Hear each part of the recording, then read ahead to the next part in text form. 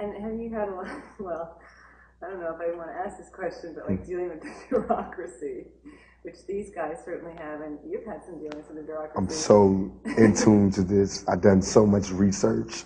I've done so much involuntary research on the bureaucracies of the American government that I'm an expert. I'm also a consultant on the film for it. So it's like that. I know I know all the runarounds. And I'm going to court now for things that I did when I didn't have any hair on my face. You know what I mean? That's how it goes. What about the three characters, Spoon, Stretch, and Cookie? What's the dynamic going on there? I bet you Bondi didn't think this, but I think that it's like it personifies our relationships as far as human beings out there right now, as far as like, that's how we are now. Like no one's sexual preferences are outlined definitely anymore, and relationships are not outlined definitely anymore. Marriage is not such a serious, stable thing like this anymore. I'm sure Mr. Dole and Ms. Tucker would like it to be that way, but it isn't.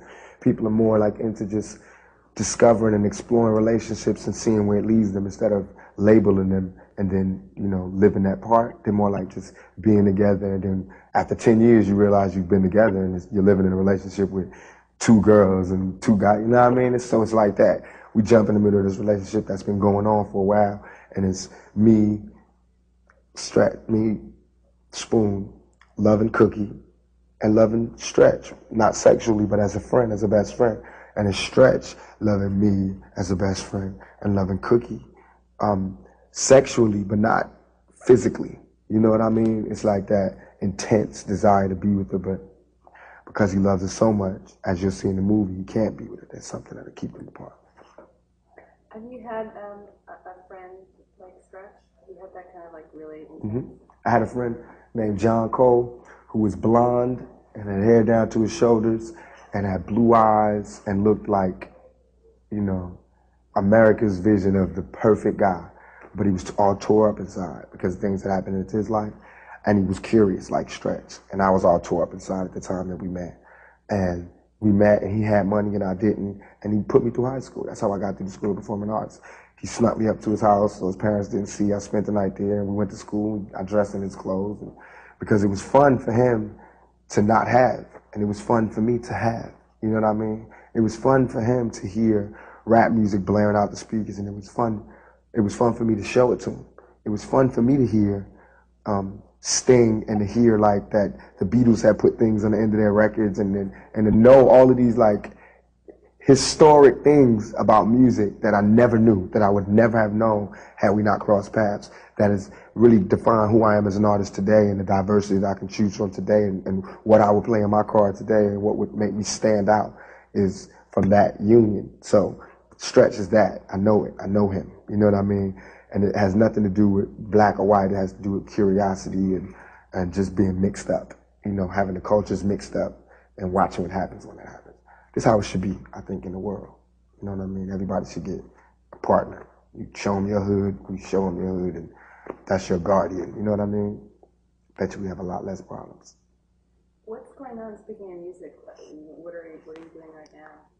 Well, I'm approaching the 6 million mark on my album. All Eyes on Me. I'm working on the soundtrack for this movie. I'm working on my next project. It's a group called The Outlaws. Just my little cousins and little badass kids that I got in school and promised I'll put a project out for. After that, I have a girl from London named Shell, whose song is going to be in the project, who sings, and I'm going to produce her album and break the barrier on what Tupac can do. And started a production company, working on some movies of my own. Just want to push forward. Do we have to bring one? Sure. Do you want to just talk about the soundtrack for this movie? Mm-hmm. Well, Death Row's going to do the soundtrack. We got Nate Dogg doing his beautiful song called Never Leave Me Alone, singing with Snoop Dogg rapping on it. Snoop has given me a song called Street Life. It's him rapping. I do a guest appearance. It's the bomb. It got this reggae guy chanting on it.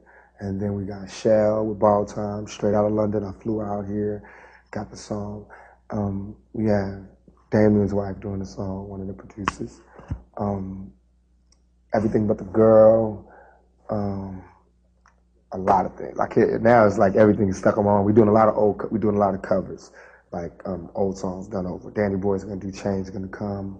6 Feet is doing a song called Consider Me. It's one of the best songs ever made. I'm glad to be a part of it. They always talk about misogynists and all of that. These guys are doing a song about a guy talking about, why do women always want the guys with money and the guys that are rude to them? Why don't they ever want like the pudgy guy who stays at home that'll teach a kid how to play basketball and stuff like that? So it's a good soundtrack. It's diverse, as diverse as the cast.